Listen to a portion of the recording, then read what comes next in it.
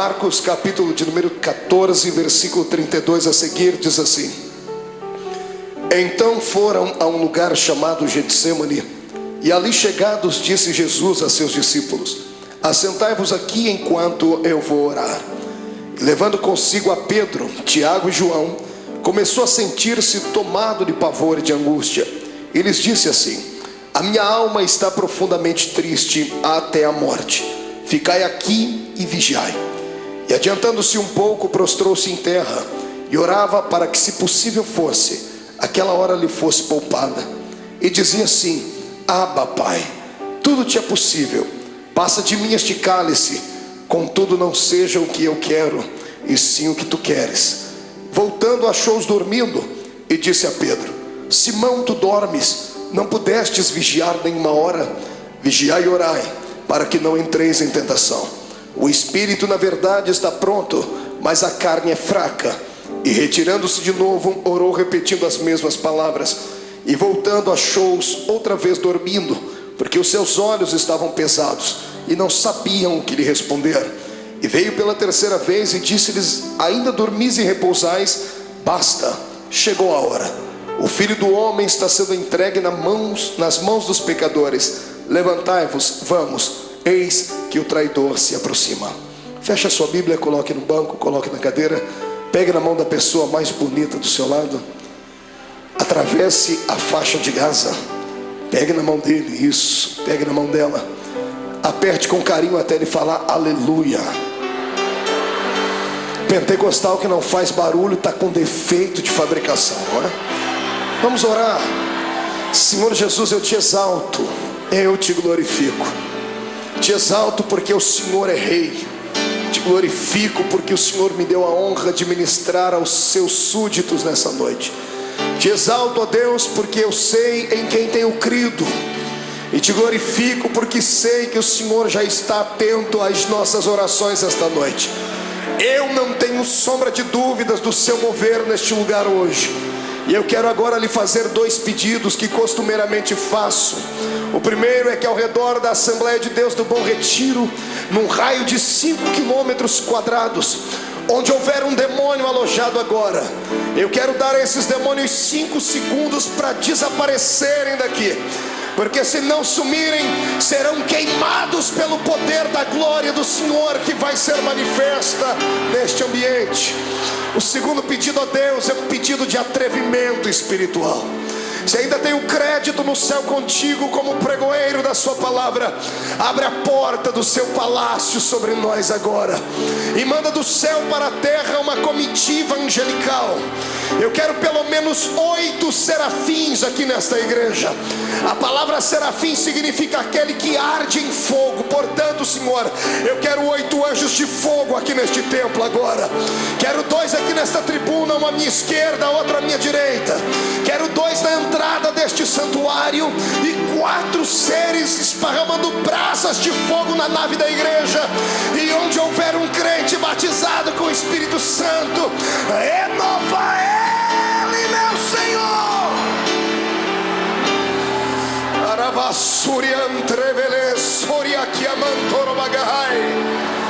Deus, tu não precisa da ajuda do homem para nada.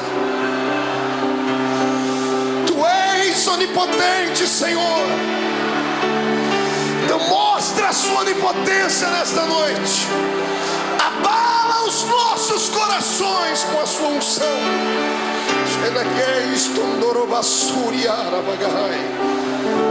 Muito obrigado, Jesus. Fica conosco aqui. Amém e amém.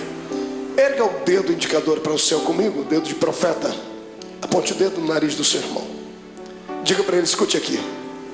Se você não trouxe lenço, prepare a manga da camisa, a ponta da gravata, do vestido, o que for, porque hoje você vai se derreter na presença de Deus aqui. Quem crê nisso, dê um grito de glória a Deus. Aplausos a Jesus. E tome o seu assento, glorificando o nome dele.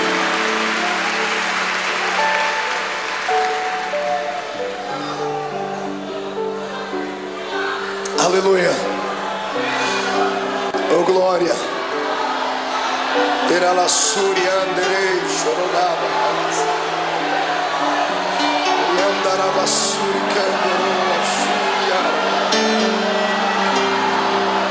Glorifico, Jesus. Senhoras e senhores, amada noiva do Cordeiro, quando eu abro a minha Bíblia Sagrada no Evangelho de Marcos, no capítulo 14, aqui onde lemos, diante dos momentos que antecederam a crucificação de Jesus, eu tenho uma palavra atualizada para os nossos corações. Certa vez, ouvindo um grande sábio pregador, ele disse algo que na época, talvez pela minha juventude, talvez pela força do ímpeto da juventude, eu achei que ele estava sendo apenas um tanto eloquente no que falava, e descobri anos mais tarde que era uma realidade. Ele dizia que a mensagem da noite, ela depende do estado de espírito daquele que vai transmiti-la. Se o pregador estiver alegre, a mensagem vai ser esfuziante. Se ele estiver melancólico, a mensagem será melancólica, porque o Senhor usa o vaso na situação em que ele está. Você já me viu pregar aqui mensagens daquela que a tampa da chaleira voa lá para cima.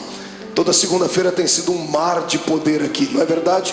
Quem tem participado, quem tem ficado cheio de Deus, sabe disso. Mas hoje eu quero levar você por outro caminho. Quero convidar você para se entregar a Jesus hoje e permitir que Ele venha moldar de novo o seu vaso. Eu sei que vaso só pode ser quebrado no processo da preparação. Depois que o vaso está pronto, ele não pode ser quebrado mais, porque se for quebrado, terá que ser colado, e mesmo servindo ainda para alguma coisa, vai ficar dentro dele algumas cicatrizes. Eu quero crer que todos nós estamos ainda num processo de formação, não chegamos ainda à estatura daquilo que Deus quer. Então hoje o Senhor vai despedaçar o nosso vaso, e nós vamos sair daqui um pouquinho mais apaixonados pelo Cristo ao qual nós servimos. Amém? Então dê um grito de glória a Deus para estremecer o inferno inteiro. Viver não é fácil. Viver é uma aventura. O dom da vida não foi confiado a todo o grande universo. O dom da vida, a existência mais plena dela, o Senhor confiou apenas nós que somos seres humanos. Pastor, mas os animais não vivem, as plantas não vivem, mas o estado deles é vegetativo. Não tem alma, não tem espírito.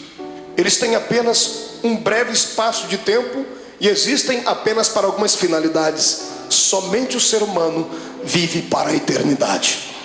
Por isso que nós somos dotados de sentimentos. O que é um sentimento? O sentimento é aquele labirinto da nossa alma que às vezes nos faz saltar, nos faz sorrir, nos faz chorar. E quem é que nunca passou pelo vale da sombra da morte? E só há um remédio que pode trazer a cura para os nossos sentimentos: é a doce presença do Espírito Santo.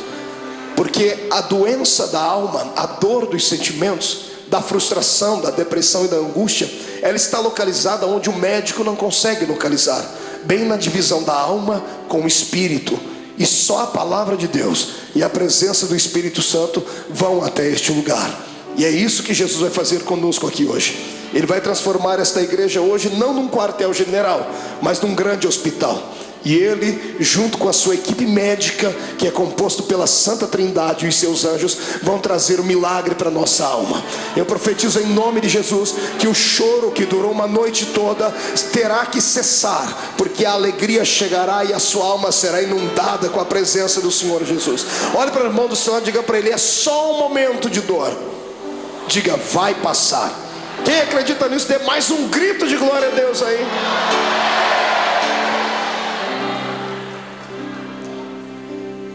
Quando eu olho para Jesus e fico às vezes tentando usar o meu raciocínio humano, por que é que ele veio?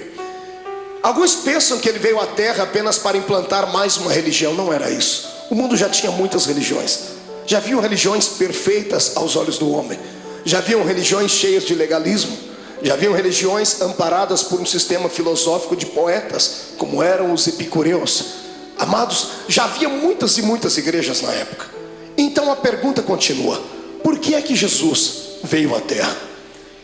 Ele não veio à terra simplesmente por vir, como cantava Raul Seixas em uma música onde ele apontava o dedo para o nosso Salvador e chamava Jesus de ridículo, dizendo que ele não era besta para dar uma de herói. Jesus não foi apenas um herói, não foi apenas um mártir. Ele não saiu do céu apenas para fabular e confabular uma história. Jesus deixou as regiões celestiais motivado por um sentimento nobre e perfeito. Ele foi motivado pelo amor. Ninguém entende mais de amor do que Deus. Por isso a Bíblia diz que o amor de Deus foi pleno, porque Ele amou o mundo de tal maneira que deu o seu Filho unigênito, para que todo aquele que nele crê não pereça, mas tenha a vida eterna. Tentando indagar a Deus, fiz isso algumas vezes, perguntando então por que é que Jesus veio à terra, porque o Senhor não poderia usar outras pessoas para que isso acontecesse. O Senhor me disse: você não leu a Bíblia direito, porque desde o Gênesis eu tenho levantado homens para serem exemplos, mas todos eles têm fracassado.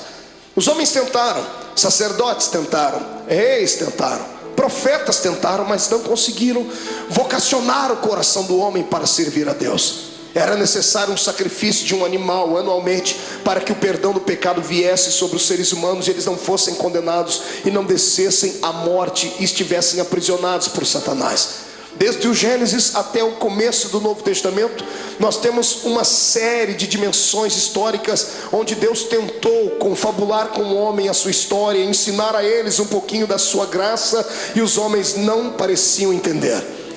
Foi então que Deus teve uma atitude divina.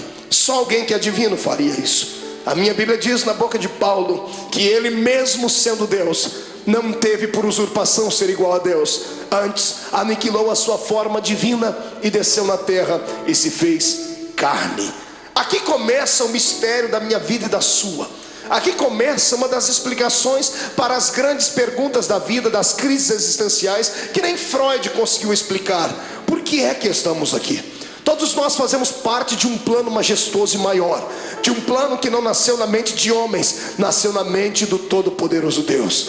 No meio do caminho houve percalços, houve bloqueios, e Deus então, para reconstruir a sua história, o seu plano original, Ele teve que sair do céu e vir ser um entre nós. A minha maior alegria como homem nesta terra, como pregador do Evangelho, não é ter viajado por mais de 40 países do mundo. A minha maior alegria não é passar pelas ruas das cidades e ver um crente me reconhecer, ou saber que Jesus me deu um ministério abençoado. Não, a minha maior alegria se consiste nisso, em saber que eu tenho alguém lá em cima no céu, que para poder entender as minhas fraquezas e falhas, teve que sair de lá e vir experimentar um pouquinho desta vida triste e pequenina dos mortais. Amados, para que eu e você não fôssemos destruídos, destituídos, amassados e jogados dentro de um buraco, Jesus teve que sair lá de cima para tentar compreender a nossa falibilidade.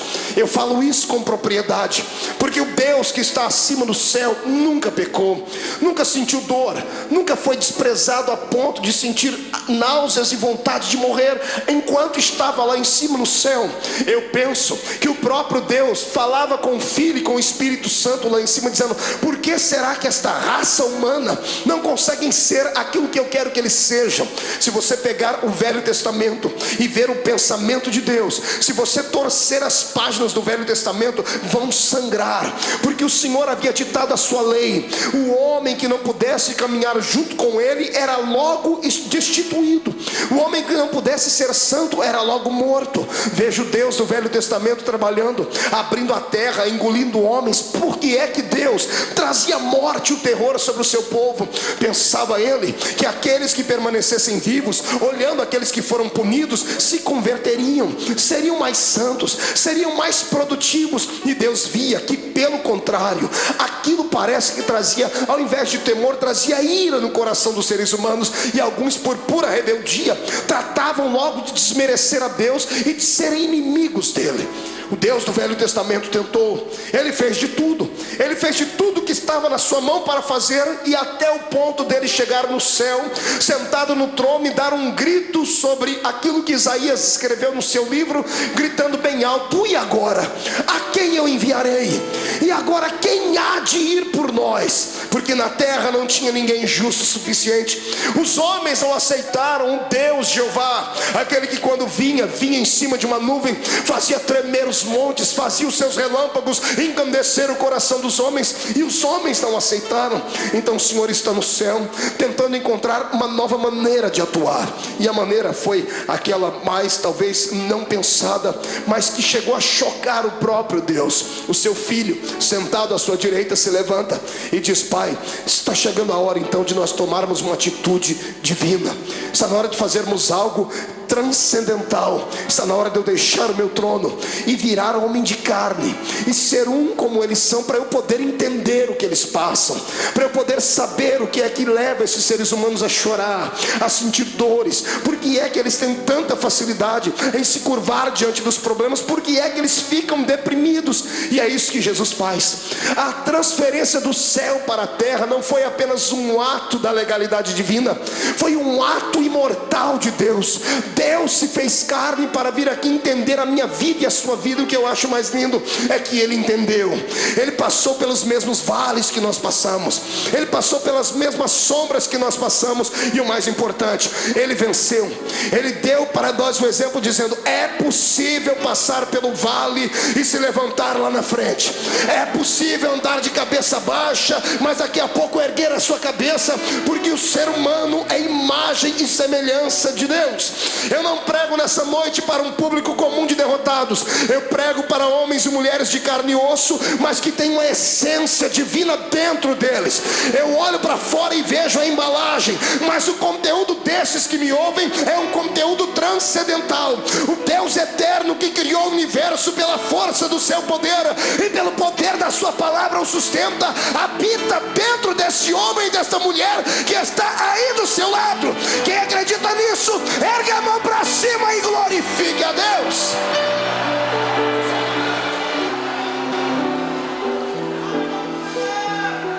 Para tentar entender por que é que a gente chora, grita, geme, sente agonia, Jesus passou pelo mesmo caminho. Estava chegando os últimos dias dele na terra. Ele sempre foi um homem de oração. Eu amo Jesus por causa dos seus ensinamentos, aqueles que ele dava com a sua boca e aqueles que ele exemplificava. Sempre que ele queria exemplificar alguma coisa, ele usava os seus apetrechos divinos.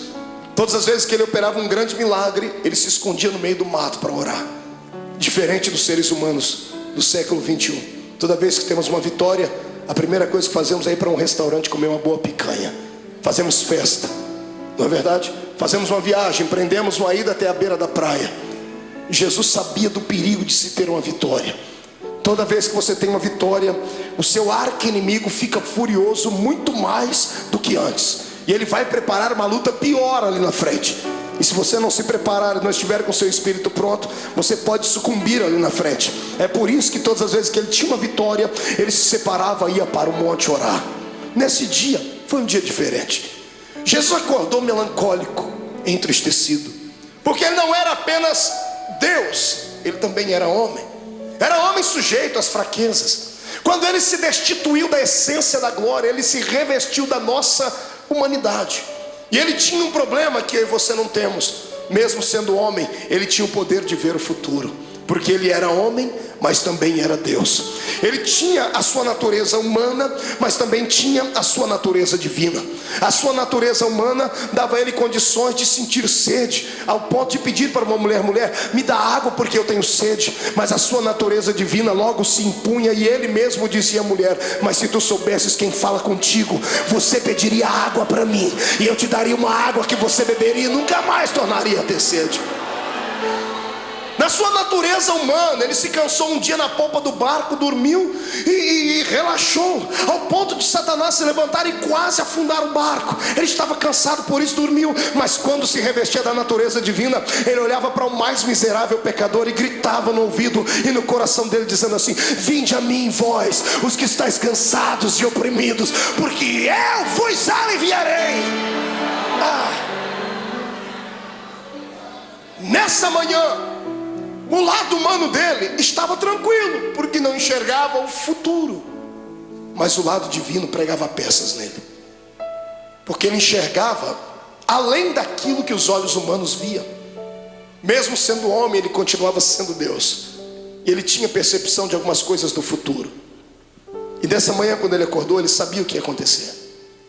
Sabendo o que ia acontecer, ele não sorri, ele não conta uma história comum, porque ele era um homem como nós somos. Ele convida os seus discípulos nesse dia. Todas as vezes que ele ia para o monte orar, ele levava só 3. Era Pedro, Tiago e João. Nesse dia ele olhou para todo mundo e disse: gente, vamos orar comigo. Eu imagino os discípulos olhando uns para os outros, dizendo assim: o quê? Jesus está pedindo oração para a gente? Ele está pedindo para a gente acompanhar ele até o monte para orar. E ele foi.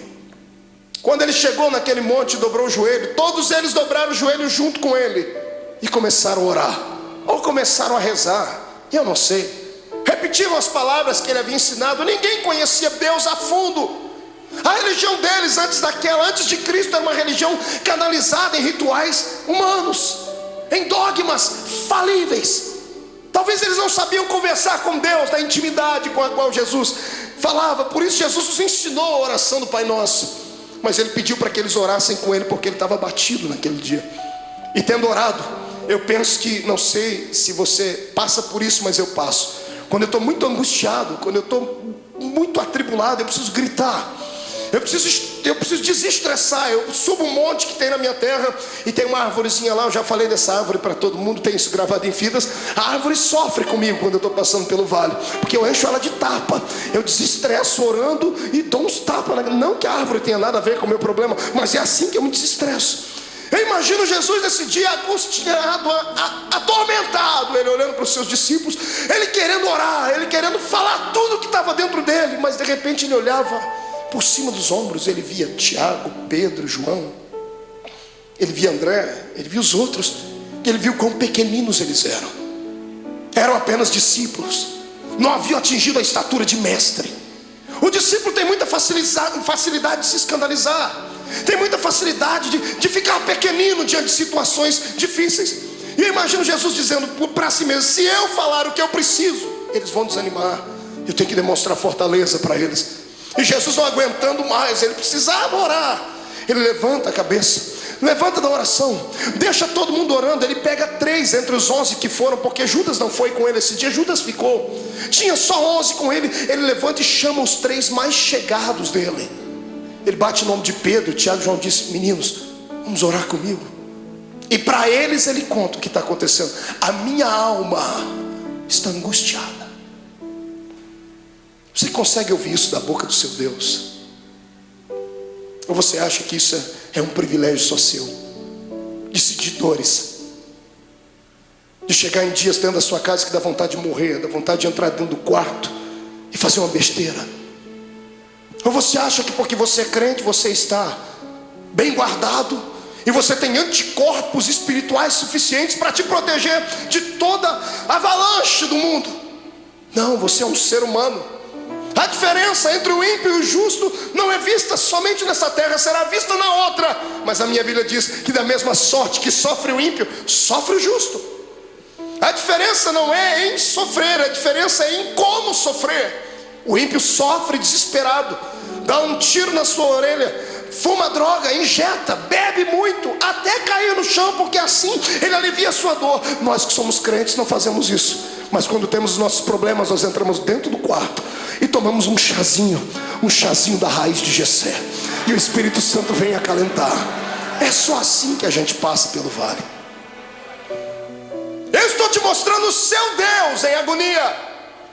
É bonito falar do Jesus andando em cima das águas, é lindo falar sobre ele multiplicando os pães, é poderoso falar sobre ele se transcendendo no Monte Tabor diante dos seus discípulos e falando com Moisés e Elias. É lindo ver o nosso Senhor abrir os olhos dos cegos e dizer ao morto de 4 dias: sai para fora.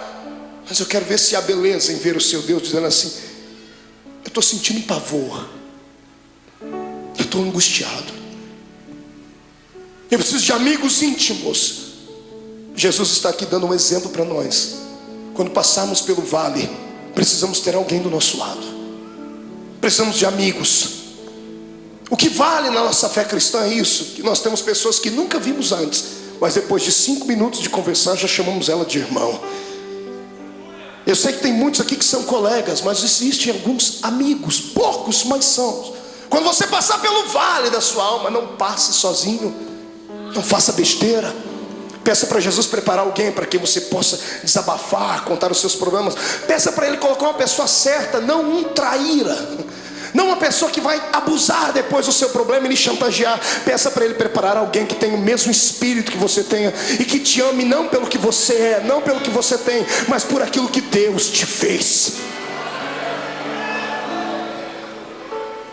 Jesus pega os seus melhores amigos e sobe com eles um pouquinho e diz assim: eu estou angustiado. E eles estão orando, e Jesus começa a orar, e ele começa a tremer, porque os olhos dele visualizavam aquilo que os olhos naturais não viam. De repente ele levanta e deixa os três e diz assim: gente, ora por mim, porque eu vou entrar aqui no meio desse mato agora, que eu vou rasgar minha alma. Eu imagino Pedro, Tiago e João olhando um para a cara do outro, dizendo assim: esse não é o nosso Cristo. Cadê o homem de Fortaleza que pega o chicote, espanca os homens que estão na beira do templo? Ele está melancólico, ele está entristecido, ele está fragilizado. Pedro, Tiago e João enxergam isso nele. E eu imagino eles olhando a figura de Jesus entrando dentro do horto, dentro do jardim, dentro do Getsemane. Interessante, era profético. A palavra Getsemane significa prensa do óleo. E ele, oliveira verdadeira, estava indo lá para ser prensado, para que o óleo do seu espírito viesse sobre a terra. Ele foi moído para que nós pudéssemos ser reconstruídos. Ele chorou naquele dia para que nós pudéssemos sorrir hoje aqui. Ele sentiu dores naquele dia para que as nossas dores fossem aliviadas. E é por isso que eu te convido agora a dar um belo glória a Deus, porque Ele merece tudo isso.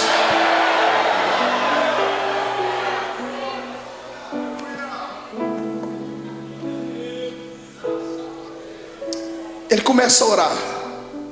Agora que não tem mais ninguém perto dele, ele rasga a alma e diz assim: Pai, eu sei que a hora é chegada, mas o meu lado humano não está aguentando. Então eu vou fazer um pedido ao Senhor. Se der, Pai, passa de mim esse cálice. Se der, risca esse momento. Se der, me priva de sentir aquilo que eu já estou vendo que vou ter que sentir. Quando Jesus ora desse jeito, é posto uma vírgula na sua oração. Se levantam dois reinos do lado dele nesse momento: o reino de Deus e o reino de Satanás. Os anjos se calam no céu, o próprio Deus está em silêncio no céu olhando. Os demônios estão fazendo figa, estão torcendo, dizendo assim: se ele não for até o fim, não tem salvação. Se ele não for até o fim, o plano está mais uma vez destruído. E Satanás está lá orando para si mesmo, pedindo para que todos os poderes das trevas viessem trazer uma nuvem negra sobre Jesus naquele dia.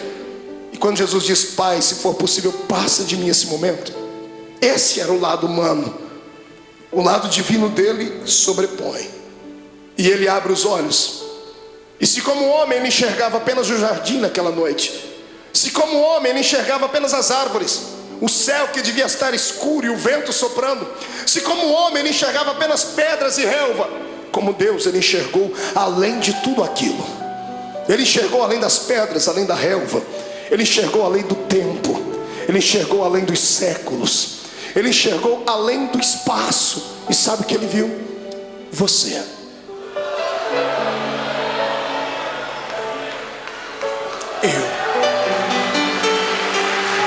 Ele enxergou você.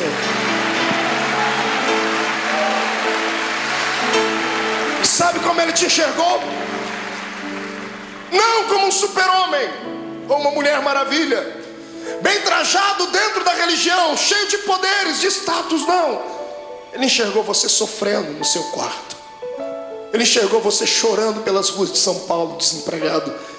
Ele enxergou você no momento em que as pessoas mais te atormentaram, que os seus inimigos lhe perseguiram.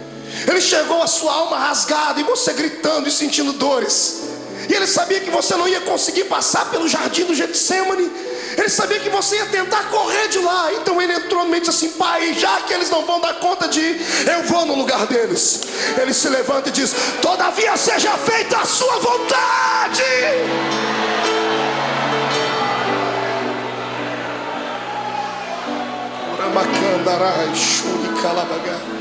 Feche seus olhos por um momento. Eu sinto que a noite deste dia vai ser diferente. Não sou só eu que estou passando pelo vale, estou sentindo dores. O Senhor está me dizendo que tem pessoas que entraram aqui gemendo hoje. Tem pessoas que esta segunda-feira perdeu o sentido para ela. O feriado não teve alegria nenhuma. Tem gente aqui dentro que sequer conseguiu dar um glória a Deus. E não é porque não queria, é porque a sua alma está mais atormentada do que tudo.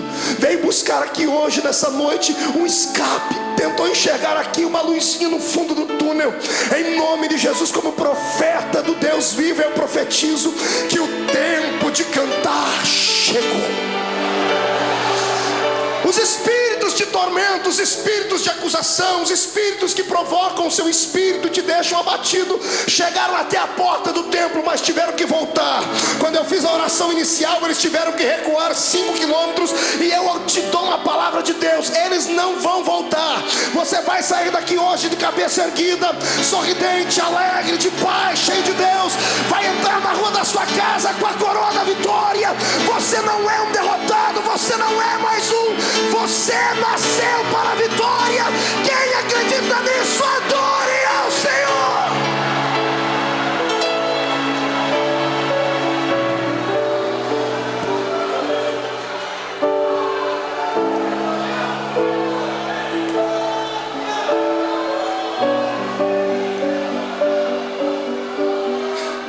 Então eu vou lhe convidar hoje aqui, irmão. Rasga a alma, filho. Chora. Vomita tudo que está dentro da sua alma, põe para fora. Porque você não é um super-homem. Não se autoflagele. Eu sei que você hoje orou como Paulo: Senhor, o que eu quero fazer sempre eu não faço, o que eu não quero eu estou sempre fazendo. Senhor, eu tenho um espinho na carne. É como se o mensageiro do diabo viesse, me esbofeteasse e me jogasse no chão. Eu quero que você ouça aquilo que Paulo ouviu. Deus se levantou do trono e não acusou ele, não apontou o dedo.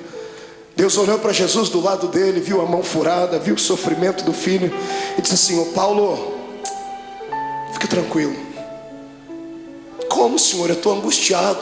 A minha graça te basta. Senhor, não é o suficiente, então eu vou preencher agora. O meu poder se aperfeiçoa na sua fraqueza. A matemática de Deus é diferente. E eu profetizo que aqueles que entraram fracos aqui dentro hoje, Satanás não vai ter coragem de cruzar o seu caminho por pelo menos um mês. Eu profetizo em nome de Jesus que aqueles que entraram aqui entristecidos, chorosos, estão recebendo hoje o revestimento do Espírito. Vão sair daqui armados até os dentes. Eu digo aos demônios: caiam fora da vida dos servos de Deus, porque o poder do Senhor se manifesta. Direita para cima. Faça um carinho nas costas do seu irmão. Diga para ele: a angústia, o pavor, a angústia e a tristeza, a angústia e o abandono são o caminho mais fácil, mais rápido de tocar o coração de Deus.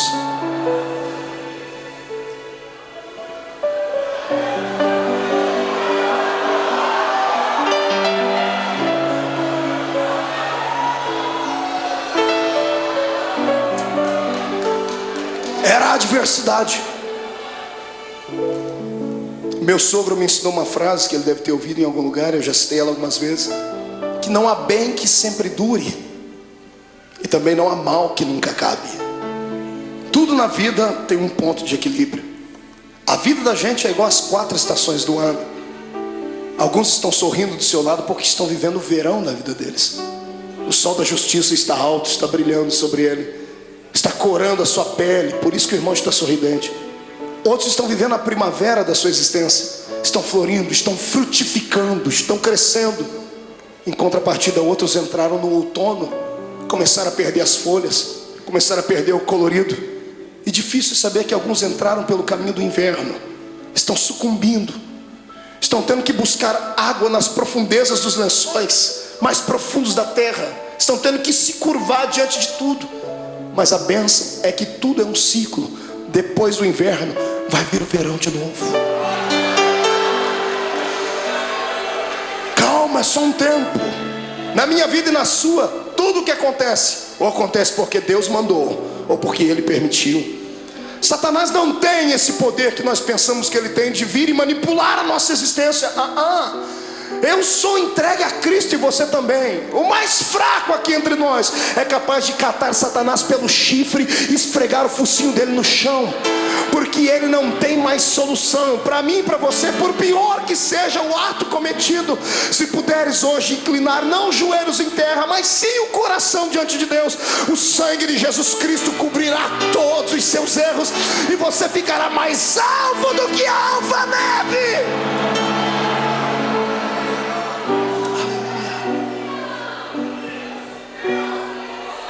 Mas escute, o que é para você passar, ninguém vai passar no seu lugar. E tem épocas na vida que a gente tem que passar sozinhos.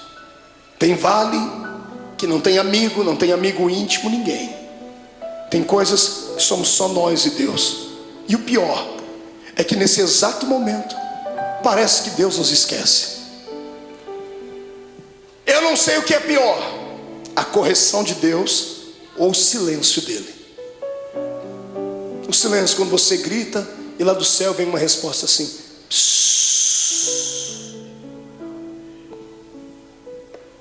Jesus estava sentindo assim aqui.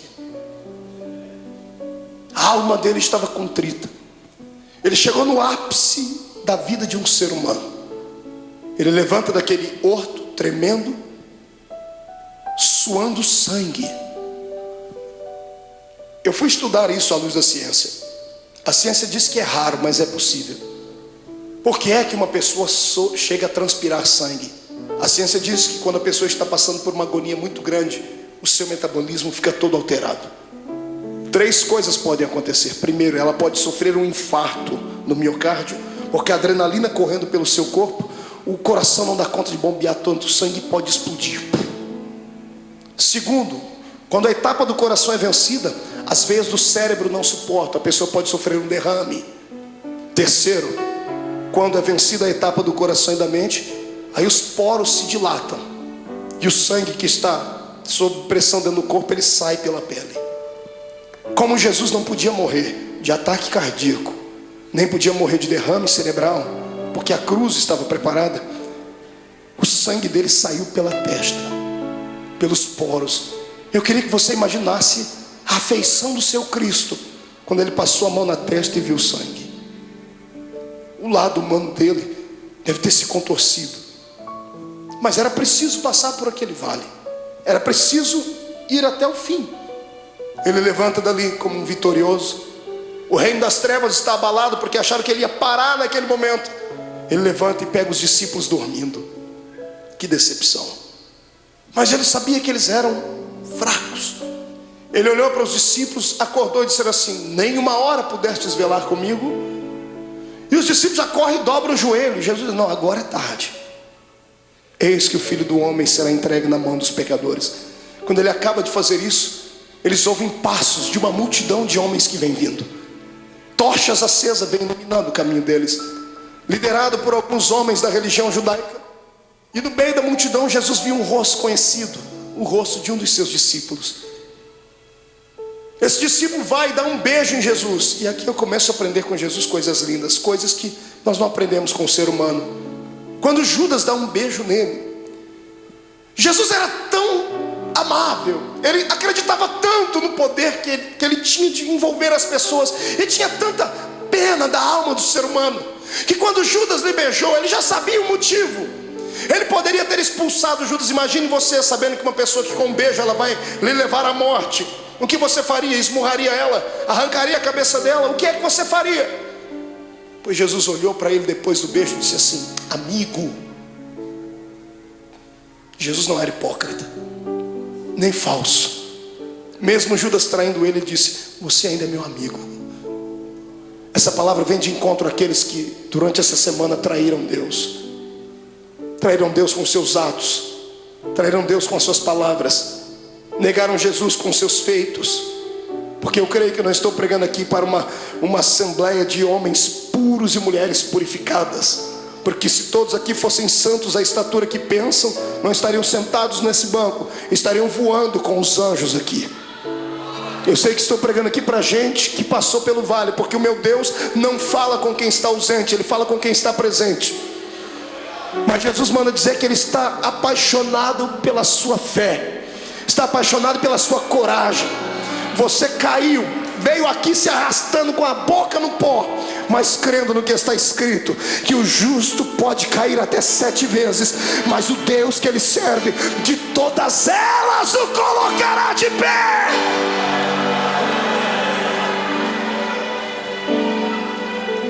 Você continua sendo amigo de Deus. O amor de Deus não dá para se entender. O amor de Deus tem que ser aceito. Não fomos nós que o escolhemos, foi Ele quem nos escolheu. E quantas vezes você já fez essa pergunta: por que o Senhor me escolheu, Deus? Por que você acha que Deus te escolheu, irmão? Pela sua força? Pela sua oratória? Pelo seu talento de cantar? Você acha que Deus olhou para você e disse: não, esse aqui eu vou poder usar, então eu vou investir nele, e o outro que não prestava ele não investiu? Não foi nada disso. Deus olhou para você e alguma coisa em você atraiu Ele. Não foi você que foi buscar Deus em uma igreja, foi Ele que trabalhou no seu coração em casa, usou o testemunho de alguém. Deus queria você, mas a palavra final foi sua: eu vou. Quando você disse vou, o Senhor disse: pronto, eu escolhi, agora Ele veio. Você foi escolhido por Deus. Escute, deixa eu dizer uma palavra, que isso aqui vai quebrar esse demônio que te atormenta, vai acabar com a sua depressão. Escute: nenhum ser humano pode surpreender Deus. Não há nada que você faça, não há nada que você pense, não há nada que você aconteça que você vai deixar fazer Deus ficar assim: nossa, o meu filho me espantou. Porque Deus conhece tudo. Você nunca vai surpreender Deus. É por isso que eu me apoio nessa palavra, para nunca sair dela. Porque o diabo, ele só sabe falar do passado. Ele só sabe acusar você do que você fez, do que você cometeu antes de entrar dentro dessa igreja hoje. Ele só sabe apontar o dedo para você e metralhar você, dizer assim: você foi isso, fez isso e aquilo. É por isso que eu prefiro ficar com Deus, porque Deus não fala do passado. Todas as vezes que Deus olha para você, sabe o que Ele fala? Do seu futuro. E lá no céu, imagina Ele acotovelando Jesus: está vendo aquela filha lá? Olhe lá na frente e veja o que eu vou fazer com ela. Está vendo aquele homem? Olhe lá na frente e veja o que ele será. Porque Deus não é como caranguejo que anda olhando para trás. O Senhor está na nossa frente. O Senhor está além das suas fraquezas. O poder do Senhor está além da sua humanidade. O poder de Deus está além dos seus complexos. É por isso que eu te convido nessa noite: saia de dentro da prisão que está a sua alma. Deixa o Senhor hoje sacudir as portas desta prisão e arrancá-las para fora. Deixa Deus mostrar para você que mesmo amarrado em um tronco, com os pés amarrados, todo ensanguentado, você ainda tem um cântico nos seus lábios, tem uma arma atômica nos seus lábios. Enquanto você cantar, as muralhas vão cair. Eu convido você hoje a saltar para dentro do território dos vitoriosos. Yes, adore o seu Deus.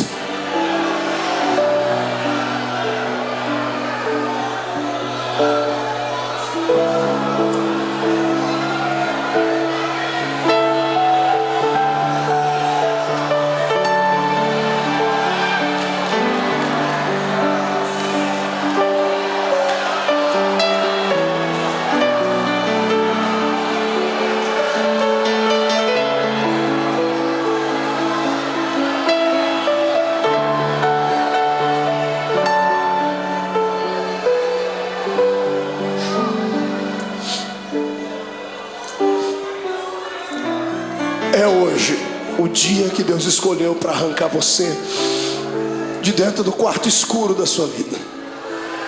Os espectros do passado que te sondam, os demônios que encontraram uma brecha, vão ter que serem rápidos para saírem, porque se não saírem serão destruídos. Eu vejo a força de Deus chegando para dentro de você. Eu vejo o Espírito Santo sentado nas asas do vento, trazendo em ambas as suas mãos brasa de fogo para purificar o seu pecado.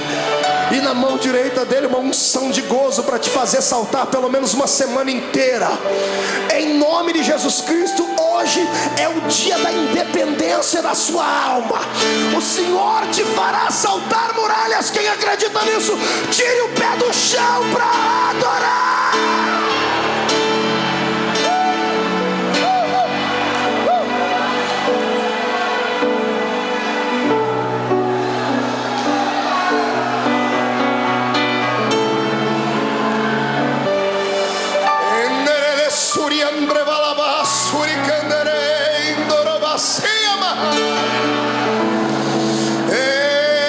Adore a Deus, cante um hino de vitória e vem agora para perto do altar. Curve o seu coração, porque Deus de pé está. A Assembleia de Deus do Bom Retiro nessa noite será impactada aqui, porque é um Deus lá em cima que olhou para mim e olhou para ti. Venha do céu agora a sua unção e encha os meus irmãos. Receba em nome de Jesus Cristo agora.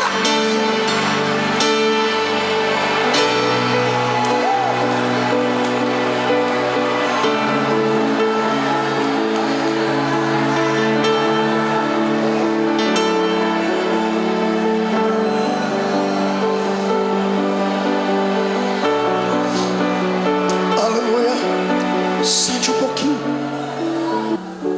Olhe para cá.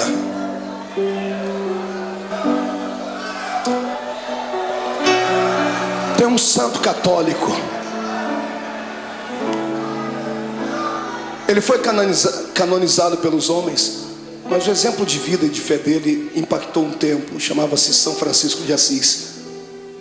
São Francisco de Assis fez uma oração, e uma frase da sua oração eu peguei para mim, para orá-la sempre que eu estou passando por problemas. Ele disse assim: Deus, dá-me forças para suportar aquilo que eu não posso mudar. Gravou ela aí? Peça isso para Deus. Dá-me forças para suportar aquilo que eu não posso mudar. Tem coisas na vida que não dá para mudar. O filho que foi embora não volta mais. A doença que dizimou parte do corpo não tem como retroceder. O abandono, a tristeza, muitas vezes não tem como retroceder. Então peça para Deus te dar força para suportar. O que importa é em como enfrentar esse dia de dificuldade. É em como você vai enxergar o seu jardim. Você pode enxergar o seu jardim como sendo o ápice do abandono de Deus, ou pode enxergar o seu jardim como sendo o pódio da coroação da sua vida. Depende da maneira como você foi para lá. Jesus foi preparado para o jardim. Por isso ele orava antes, incessantemente. Por isso ele buscava Deus. Por isso ele passou 40 dias no deserto em jejum, porque ele sabia que a missão dele era grande, como a sua é. Sabe por que você está querendo parar? Porque você não se preparou. Tem levado uma vida de brincadeira, pensando que a igreja é apenas um lugarzinho de reunião social, pensando que a fé cristã é só aqueles dogmazinhos ensinados pelo pai e pela mãe. Não, a salvação não é hereditária. A salvação é pessoal, é uma experiência com Deus. Busque a sua experiência nessa noite. O Senhor transmutará esse coração de pedra num coração de carne, trará alegria para dentro da sua vida, e você vai ter força para viver. Lá está ele. Olha o Senhor Jesus sendo preso. Quando os homens vêm prender ele, ele tinha passado uma noite de oração. Às vezes eu tenho pena, entre aspas, dos demônios, porque eles vêm atormentar quando a gente está fraco na carne, mas o espírito está forte. Os homens chegam e Jesus pergunta para eles: a quem buscais? E eles dizem: a Jesus. Naquele momento ele não falou como homem, ele falou como o Deus lá do Êxodo. Ele olhou para eles assim: eu sou.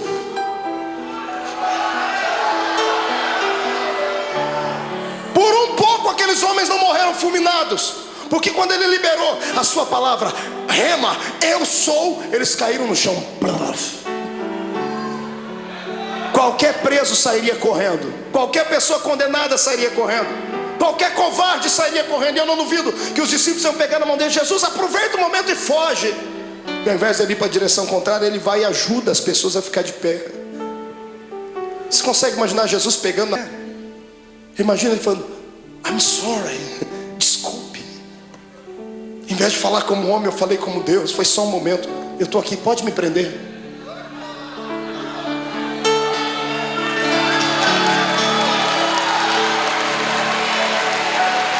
Me prenda. Eu imagino que os próprios soldados que foram prender Jesus se assustaram. O quê? Me prenda, eu estou preparado. O que eu estou fazendo agora vai trazer uma mudança no planeta Terra.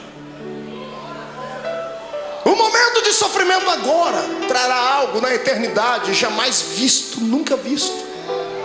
Se o grão de trigo não morrer, ele vai viver para sempre na solidão. Mas quando ele morre, ele gera outros. Eles podem não amar-me suficiente, podem não ter orado comigo à noite, podem ter me negado, podem ter me vendido, mas eu os amo. Aleluia. O amor de Deus é o amor ágape.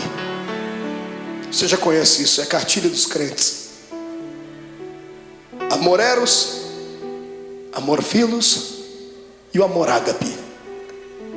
Amor eros é de homem para uma mulher, o amor filos é de mãe para filho, filho para pai. O amor ágape é o amor de Deus, é o amor puro, é o amor que se ama sem esperar nada em troca. É o amor que Paulo falou lá na sua epístola aos Coríntios 13. É o amor que tudo suporta. É por isso que Jesus está te segurando. Aleluia. Eu dizia a um amigo hoje que eu descobri depois de muito tempo por que é que o ser humano não deve pecar. O ser humano não deve pecar simplesmente porque existem leis na Bíblia dizendo que ele não deve pecar. Deus não odeia você porque você peca. Deus não quer te destruir quando você erra, não é isso. É que Deus é Pai. E Deus sabe que todas as vezes que você peca e erra, você se arrebenta. Todas as vezes que você faz alguma coisa errada, é você quem se machuca. E qual pai quer ver o filho machucado? Qual pai quer ver o filho ferido? Está entendendo? É por isso que o Senhor não quer que você erre, que você burle a lei. Porque tudo que Ele estabeleceu são princípios, e tudo que foge dos princípios te machuca. Olha para você agora sofrendo por causa desse adultério. Olha você sofrendo aí dentro, as mágoas, tristes, desejando uma pessoa que não é sua e não pode ficar com ela, não tem jeito. Olha vocês sofrendo porque pegou aquilo que não era seu. Olha aí você sofrendo porque passou por cima de tudo aquilo que Deus tinha para você. Olha você angustiado. É isso que te tira da igreja. Não é a perseguição do pastor, não é a palavra pesada do outro, não é. São aquilo que nós infringimos na lei de Deus. E Jesus me disse ao meu ouvido enquanto eu estava de joelho ali: tem muita gente que quer se afastar da igreja, filho. E fala para eles que não importa o que eles fez, importa o que eu fiz por eles. Sai da frente, Satanás, eu estou com raiva de você. Eu tenho certeza que nesta noite os planos de Satanás mais uma vez caíram por terra, porque o Senhor te ama e ponto final. Quem é amado por Deus, adore a Ele.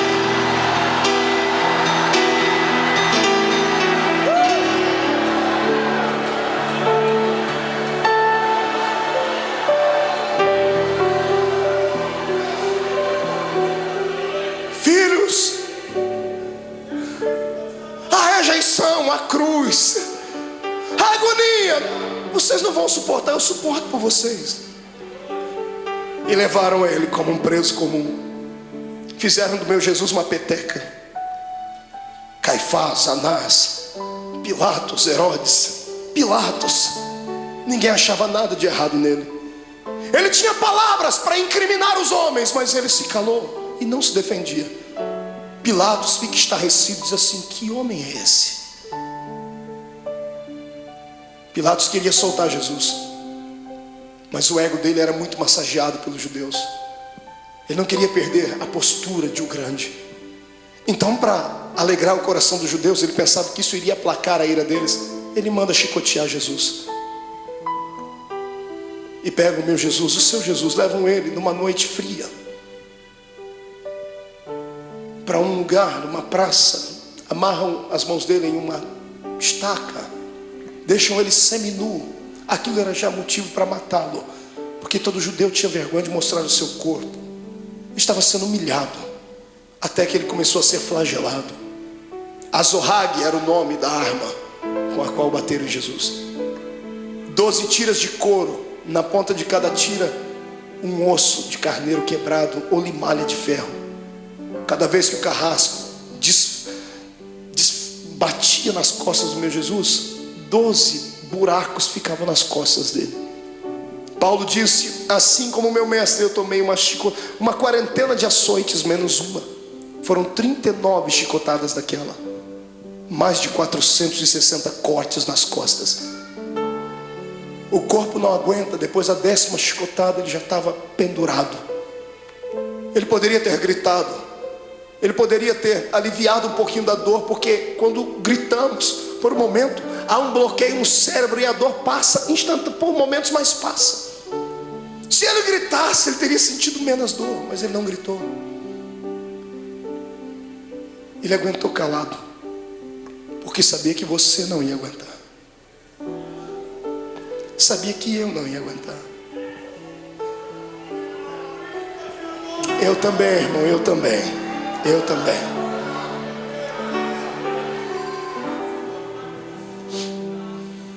Quando tiram Jesus da estaca, ele está semi-morto, caído no chão.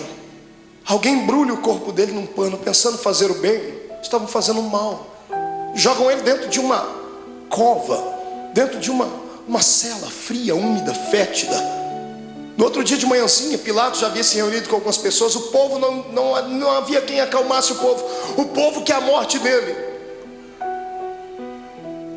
Pilatos se levantou e chamou a multidão e disse assim: olha, hoje é um dia especial. Hoje eu tenho direito e posso liberar o perdão para um preso. Vocês têm esse homem chamado Jesus e tem Barrabás. Barrabás era um terrorista, era um prisioneiro político, era um homem que queria lutar contra o reino de Roma, por isso estava preso. Um homem zarrão, de quase 1,90 m, diz a história. E quando colocaram Barrabás e pegaram o nosso Jesus todo machucado de manhã, ele não jantou na noite, não tomou café de manhã. Ele estava fragilizado, com o corpo tremendo, perdeu muito sangue na noite. As pessoas olham para os dois e, pagos por dinheiro, gritam: solte Barrabás. Pilatos não entende o que a multidão está falando.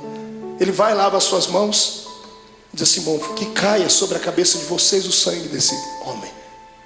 Os soldados ficaram possessos por demônios, agarram o meu Jesus e o seu, e o pano que estava coberto sobre o corpo de Jesus havia colado nas feridas que estavam nas costas dele.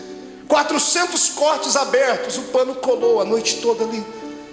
Um soldado arranca aquele pano com força, abrindo todas as feridas de uma só vez. Ele deve ter soltado um gemido muito forte. Para brincar com ele, porque alguém dizia que ele era o rei, fizeram uma coroa de espinhos. Cada espinho tinha pelo menos 9 a 10 centímetros de comprimento. Espinhos que eram capazes de perfurar uma madeira. E colocaram na cabeça do nosso Jesus. Colocaram uma capa vermelha sobre ele, bateram com uma cana na cabeça dele para que a coroa fincasse mais ainda. E alguém dizia: tu não és o rei? Eis aí a tua coroa. Pegam o patíbulo da cruz, a haste onde os braços dele foram presos e fixos, colocam nos ombros dele e ele sobe a via da crucificação. A cruz não podia ser posta inteira nos ombros de um preso, porque ela pesava quase 140, 150 quilos. Ninguém daria conta de levar. Era só a parte principal. Jesus está subindo aquela travessia. Aquilo era um show, era um espetáculo que todos aguardavam. Todo mundo estava esperando ver ali um preso político, um preso famoso. E quando muitas pessoas começam a ver Jesus passando ali, a agonia tomou conta do povo. Eu fico imaginando as pessoas que estavam lá naquele dia. Imagino Lázaro, o amigo de Jesus, do lado de Marta e Maria, as irmãs segurando ele. Eu vou lá, eu vou soltar ele, eu vou fazer alguma coisa. Mas não vá, Lázaro, se for vai morrer também. Ele vai passando o olhar, ele vê todos aqueles para quem ele multiplicou o pão e deu na mão deles.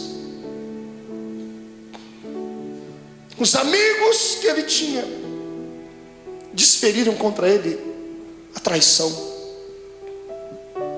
Pedro está andando do lado, triste porque já tinha negado Jesus. A mãe de Jesus vai ao longe, olhando o filho querido.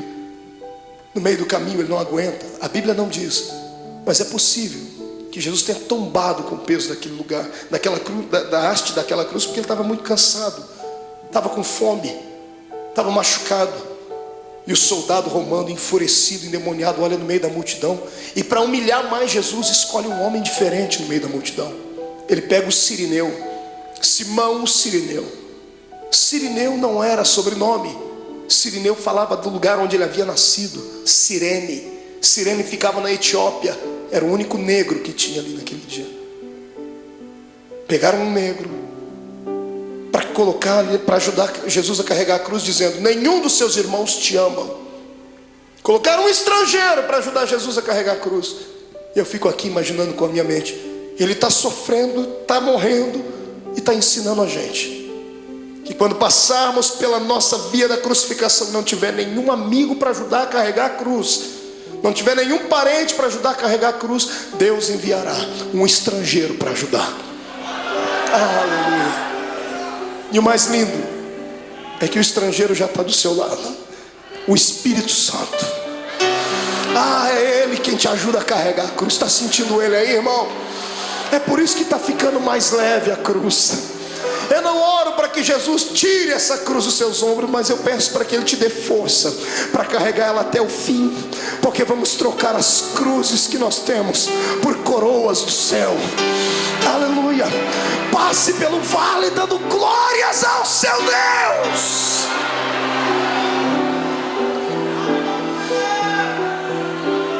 Sobe comigo. Vem no Gólgota comigo. Ele está subindo, a multidão está indo atrás, os soldados estão gritando.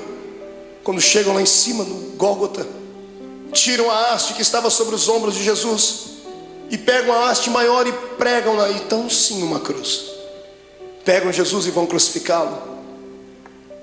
A história diz que a cruz era feita 5 dias antes da crucificação. Era feita sob medida. Por quê? Por causa do tamanho e o peso do preso. Era feita sob medida porque antes de pregarem o preso já havia um lugar próprio para cravar o prego. Já faziam um buraco na cruz para que facilitasse a entrada do prego. Então quando vão pregar o nosso Jesus, problema, a cruz não era dele, era sua, era minha, era do infeliz, do Barrabás. E os pecados de Barrabás, os meus e os seus, eram muito maiores do que tudo já imaginado. Os pecados da humanidade inteira. Quando pregam a primeira mão, facilitou a entrada do prego. Quando vão pregar a segunda, não dá, porque o braço dele era menor. Então eles esticam Jesus. O salmista disse que esticaram o nosso mestre ao ponto de quase desconjuntar os ossos. Os ossos não podiam ser quebrados, mas desconjuntados. Quando esticam Jesus, ele sente dores inimagináveis. Pregam a mão dele, o suplício maior vem na sequência, porque a mão ainda tem muita carne. Como é que se prega o pé? Não pregaram 2 pés de uma vez, porque não tinha prego que suportasse. Pregaram primeiro o primeiro pé. Pregos de 17 centímetros, golpe desferido em cima do osso, ou entre as juntas dos pés. Quando o primeiro prego entra e crava o pé do meu Jesus naquela cruz, ele deve ter se contorcido, um desejo de gritar, mas era tudo que Satanás queria ouvir, fraqueza. E ele engolia seco, porque por dentro ele dizia para si mesmo: já vai acabar, não vai demorar muito, eles não vão suportar isso, então eu suporto por eles. Pega um segundo pé e outro prego, pregam um segundo pé em cima do primeiro. Então temos 2 pregos segurando os pés dele na cruz. Quando os soldados levantam a cruz, o buraco no Gólgota está feito. Levantam a cruz e era um preso. Você já viu algum policial tratar bem um preso? Abrir a porta do camburão e dizer assim: entra por favor, querido.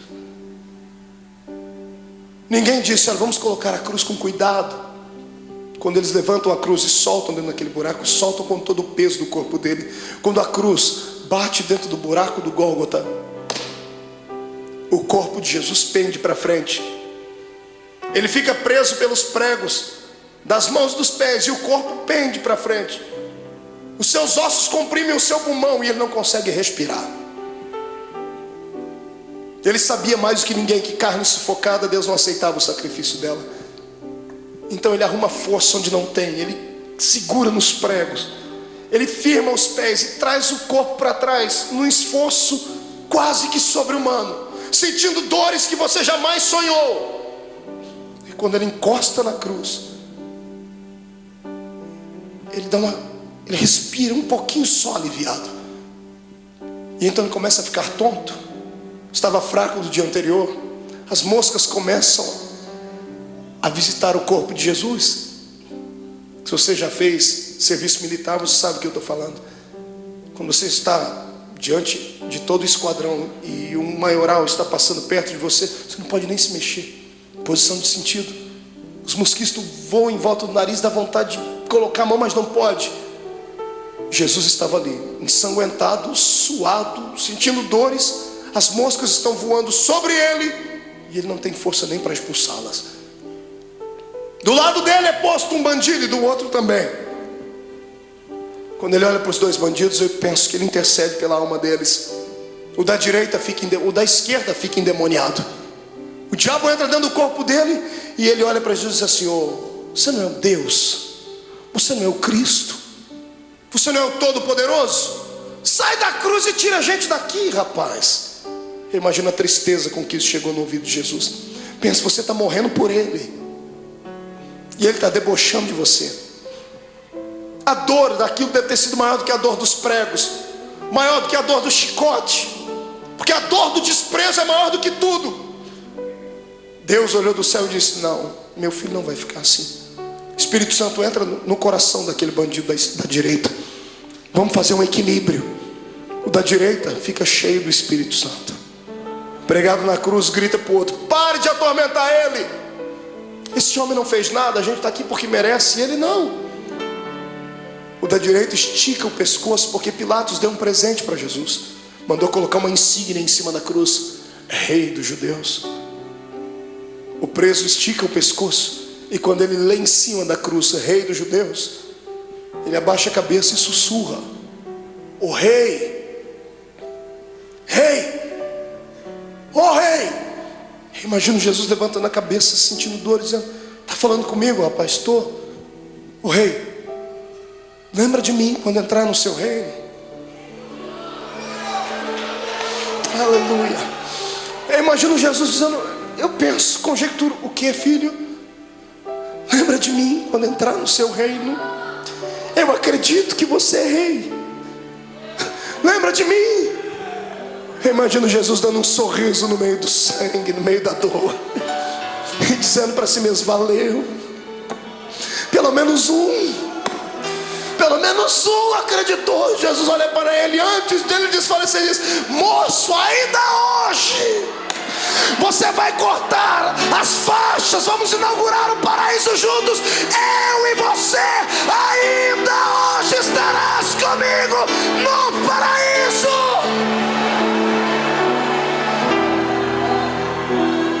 Era bacana.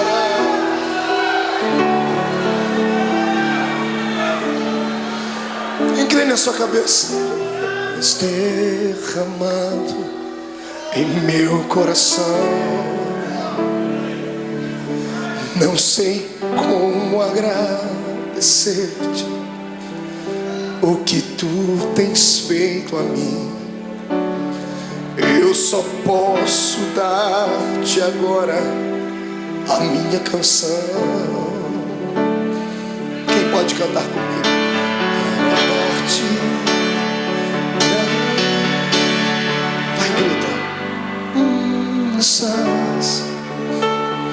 Graças Senhor. Graças, meu Senhor Jesus.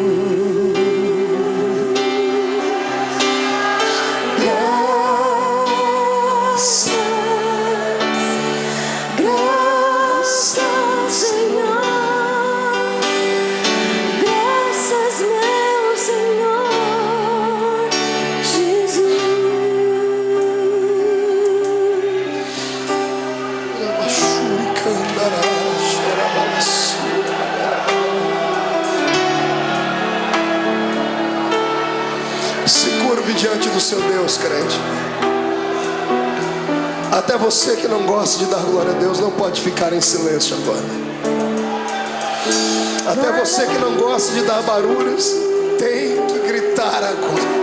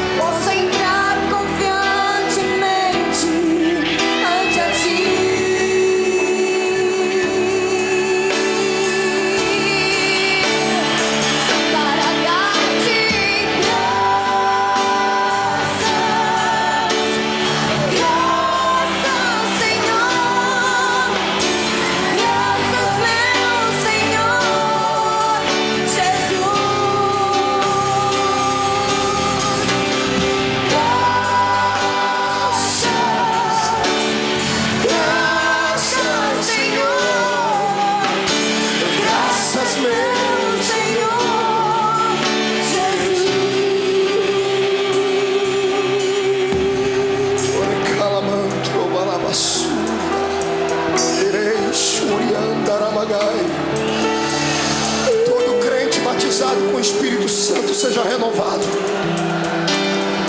Todo crente que está envolvido pelo poder do sangue de Jesus Cristo seja renovado. Quem nunca orou em línguas, que seja batizado agora. Que este lugar comece a flamejar.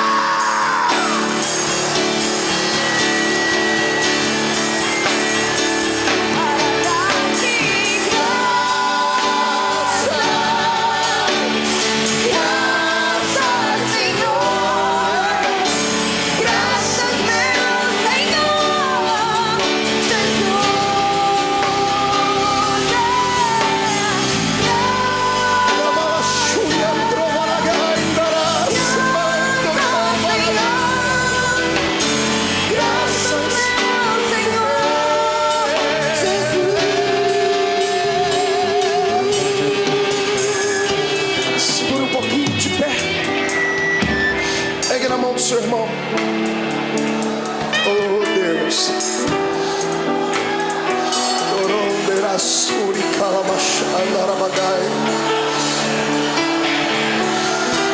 eu sinto o poder do sangue de Jesus aqui. O Senhor está perdoando pecados nessa noite. Aleluia! Sai da frente, Satanás! Estamos em guerra!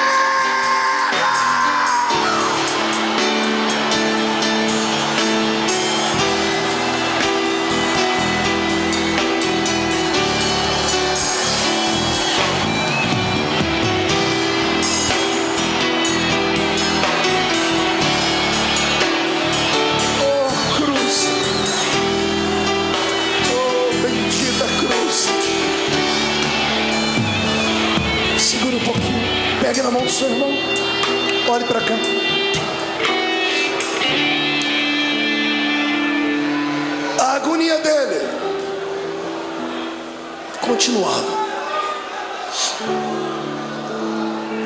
Chegou uma hora que ele olhou para o céu.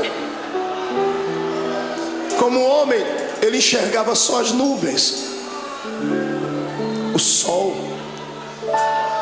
Mas de repente, como Deus, ele olha para o céu e ele não vê nuvens. Ele olha para o céu e não vê pássaros.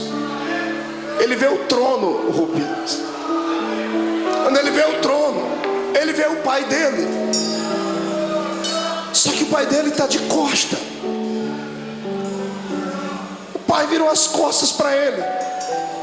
E no momento de dor, de muita agonia, ele disse: "Ô pai, por que tu me abandonou?"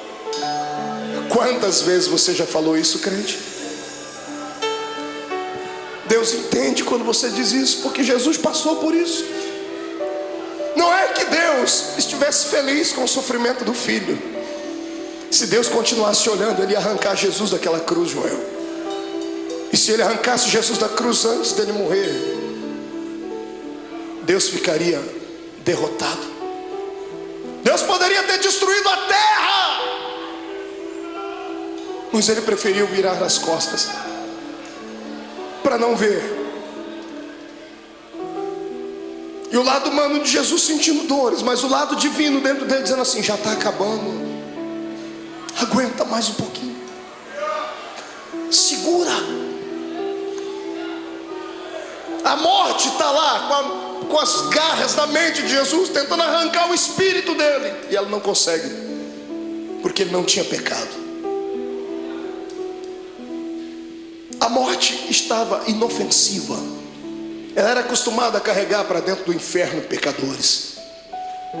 Mas como arrancar da terra um homem que nunca pecou? Eu imagino a morte dizendo: desse eu não dou conta. Eu imagino Jesus levantando o rosto para cima e dizendo assim: eu vou te ajudar, morte. Onde está o teu aguilhão, ó morte? Onde está o teu poder que não consegue levar um homem fragilizado uma noite inteira? Eu te ajudo. Quem diz que a morte matou Jesus não sabe da verdade. A morte não matou Jesus, foi Jesus que se entregou para ela. Você é muito fraca, morte, então eu vou te ajudar. Eu me rendo, eu entrego meu espírito, consumado está.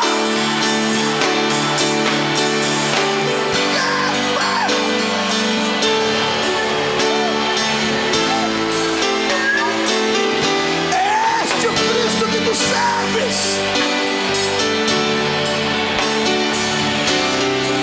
Segura aí, tô acabando, tô acabando. Escute.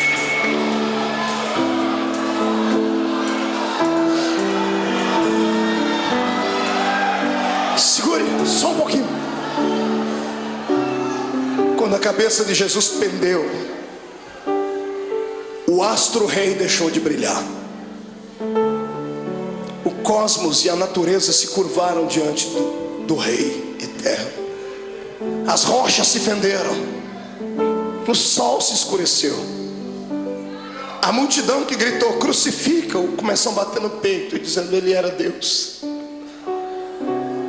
O centurião que ajudou a fragilizar o corpo dele está embaixo da cruz, gaguejando e dizendo: este homem era o Filho de Deus. Maria está embaixo, João está abraçado com ela, dizendo: aguenta, mãe, aguenta. Tiram Jesus da cruz. Ele morreu primeiro do que os bandidos. E um dia eu orei a Deus, Deus me revelou por quê. Por que Jesus morreu antes dos bandidos, irmão? Será que Jesus era tão fraco assim? Porque os outros bandidos também foram flagelizados. Por que Jesus morreu primeiro? Eu perguntei a ele um dia, e o que ele me respondeu: é só crente cheio do Espírito Santo para entender. Jesus nunca gostou da morte. E todo morto que cruzou o caminho dele ressuscitou. Todo. Ele chegou a parar velório, cortejo fúnebre. Jesus nunca gostou da morte porque ele era Deus. Ele sabia que o homem não foi feito para morrer. Toda vez que a morte cruzou o caminho dele, ele parou ela. Nesse dia, para não ver os dois morrerem antes, ele falou: eu vou morrer primeiro, porque se eles morrerem eu vou ter que ressuscitar eles aqui. Perto de mim ninguém fica morto. Aleluia.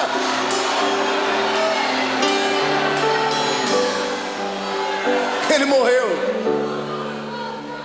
a carcaça. Quem morreu foi Jesus, o homem, mas o Cristo que estava dentro dele não podia morrer, porque Deus é eterno. O Espírito do Cristo que estava dentro dele saiu pela boca. Quando o homem expira, seu espírito sai.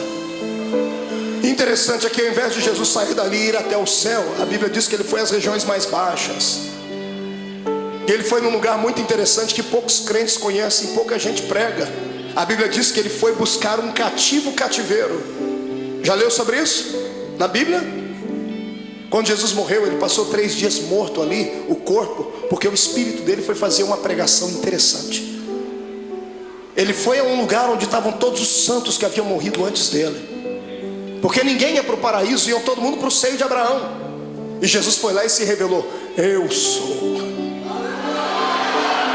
Eu imagino ele, que já estava com a chave da morte e do inferno na mão, indo lá, abrindo as portas das cadeias. Abrindo a porta, lá dentro tem alguém sentado assim: sai para fora, Daniel. Mas Senhor, quem és tu? Eu sou aquele que fecha a boca do leão.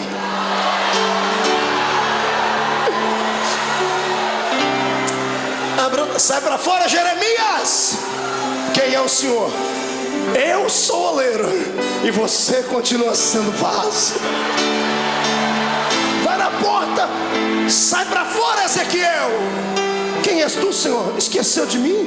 Eu sou aquele que mediu as águas para que você entrasse nelas. Águas de vida, águas que purificam, sou eu.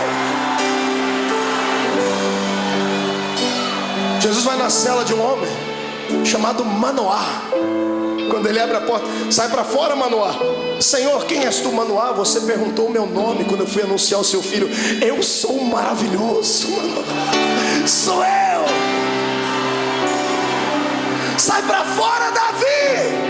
Quem és tu, Senhor? Eu sou o bom pastor que dá a vida pelas suas ovelhas. Sai para fora. Sai para fora, Ananias, Misael e Azarias. Senhor, quem és tu? Eu sou o 4º homem da fornalha de fogo. Sai para fora.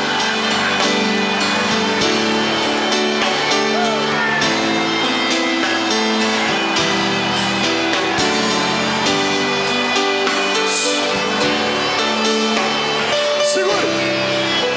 Jesus chega numa porta. Era um dos últimos a ter entrado lá antes dele. Ele abre a porta, está lá um sujeito de barba. Ele diz: João, sai para fora, João. Mas Senhor, quem és tu? João não me conhece? Imagina João olhando: oh Senhor, desculpa. É que a última vez que eu lhe vi, o Senhor era um cordeiro, e agora eu vejo que tu és o leão. O leão da tribo de Judá.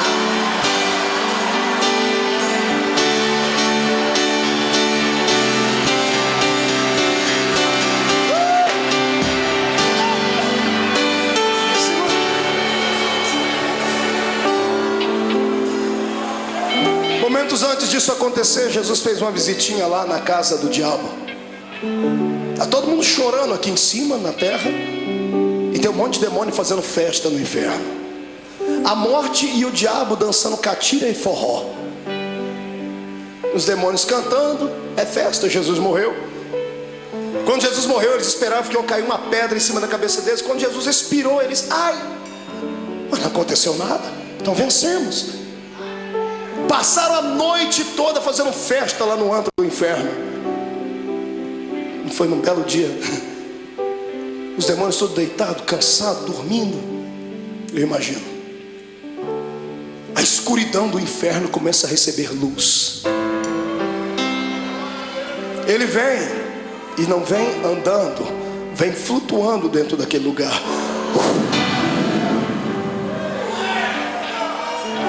Quando a presença, a luz e o calor dele vai passando, demônios começam a gritar: ai, está queimando, é o sol. E alguém grita: é, mas é outro sol. É o sol da justiça que está entrando. Os gritos devem ter acordado o diabo e a morte. Jesus olha para a cara dos dois. Antes de falar com o diabo, Jesus vai no colarinho da morte, agarra ela pelo colarinho e diz: onde está a morte? Onde está o teu aguilhão, a morte?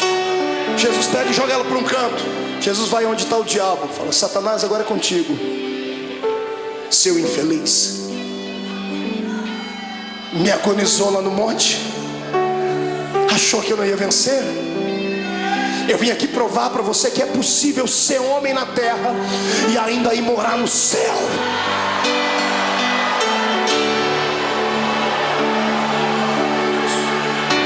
Eu imagino o diabo com as duas mãos aqui, ó. Imagina Jesus: o que você está fazendo, ô cão? Não, é que aquela historinha lá de Gênesis 3:15, né? A semente da mulher vai esmagar a minha cabeça. Imagina Jesus dizendo: não, fica tranquilo, eu poderia fazer isso agora, mas não vou fazer. Não, o senhor é bonzinho, obrigado. Sou bonzinho? Me dê a chave da morte e do inferno aqui. E Jesus vai saindo, eu imagino. E o diabo: mas e a cabeça e o pé, como é que fica? Calma, eu vou dar uma trégua por alguns momentos, porque mesmo eu podendo esmagar a sua cabeça, eu não vou fazer isso agora, porque eu seria egoísta. Eu vou repartir isso com muita gente ainda. Eu imagino Jesus apontando o dedo dele: fica assim por enquanto, mas em breve, o Deus de paz esmagará Satanás embaixo dos nossos pés.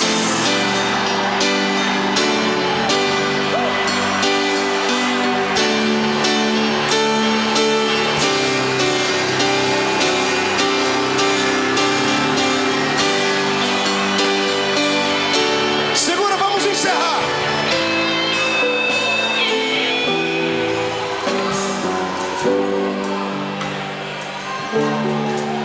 Três dias depois, umas mulheres chorosas chegam na tumba de Jesus, levam perfume para embalsamar o corpo dele. Está todo mundo chorando pelos cantos. Quando elas chegam na tumba de José de Arimateia, que emprestou para Jesus, a pedra gigantesca estava removida. Desesperadas, elas pensam que alguém roubou o corpo de Jesus. Quando elas entram lá dentro, no meio de duas pedras tem dois homens de branco. Os homens estão sorrindo, um sorriso angelical. Um dia nós vamos vê-los. E as mulheres perguntam: onde puseram o nosso mestre? E os homens dão um grito para elas: mulheres, por que procurais entre os mortos aquele que vive? Ele não está mais aqui, ele já ressuscitou.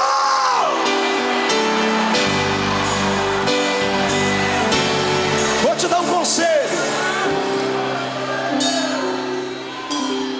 passe a quinta-feira da angústia, chegue na sexta-feira da crucificação e não se entrega. Se segura, porque o domingo da ressurreição vai chegar. E Deus manda dizer que essa noite foi transformada no domingo da sua ressurreição. Eu quero saber onde estão aqueles que estão passando por uma sexta-feira de dor, estão passando pelo vale, estão sofrendo, sentindo angústias, estão com vontade de deixar tudo, não aguentam mais as perseguições, não aguentam mais passar pelo vale da sombra e da morte, e querem que o domingo da ressurreição chegue logo. Vem, irmão, vem aqui à frente, vem correndo que eu vou orar por você. Vem, você não está sozinho. Eu estou passando por esse vale também. Eu estou passando por esse vale. Vem, isso, chora mesmo, derrama as últimas lágrimas. Viver é assim. Hoje Hoje a gente perde, mas amanhã a gente ganha. Hoje a gente está embaixo, mas amanhã vamos estar por cima. Hoje foi despedido, mas o Senhor vai abrir uma porta de emprego amanhã. O coração está apertado porque está sozinha, está sozinho. Foi traído, foi abandonado. Calma, o Senhor tem bênção para lhe dar. Ele já preparou. Mas ou Ele vai trazer de volta o que foi. E se aquele não prestar mais, Ele vai preparar outro. Ninguém perde com Deus. Ele só pede para você ter paciência. Segura um pouquinho. Grite, mas não murmure. Se jogue no chão, mas não perca a fé. Porque em nome de Jesus Cristo, o domingo da ressurreição está chegando. Diga comigo, em nome de Jesus.